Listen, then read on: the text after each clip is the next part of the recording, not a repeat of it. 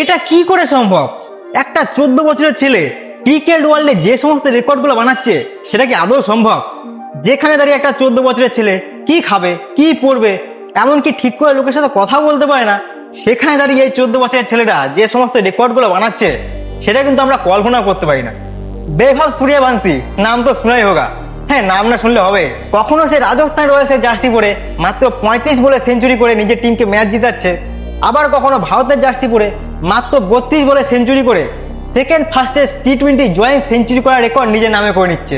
কি বিষয়টা ক্লিয়ার না? তো চলো বিষয়টা একটু খোলসে করে বলি নাকি। বিষয়টা হচ্ছে ঠিক এমন, SSC T20 emerging teams Asia যে টুর্নামেন্টটা হচ্ছে, সেখানে কালকে ম্যাচ ছিল ভারত আর ইউএই টিমের মধ্যে।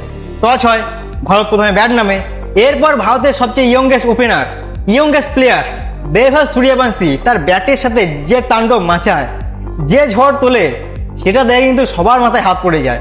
প্রথমে সে 9টা 6 আর 10টা 4-এর সাথে মাত্র 32 বলে 100 রান করে, মানে বুঝতে পেরেছো, মাত্র 32 বলে 100 রান।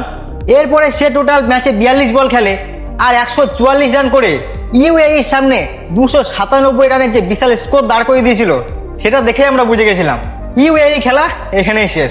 আর ঠিক সেটাই হয়। সেকেন্ড ইনিংসে ইউএই ব্যাট নামে, 7 উইকেট হারিয়ে 149 রান করে আর ভারত 148 রানে ম্যাচ জিতে যায়। কি বিষয়টা পুরো ক্লিয়ার তো নাকি? কোনো ভেজাল নেই তো?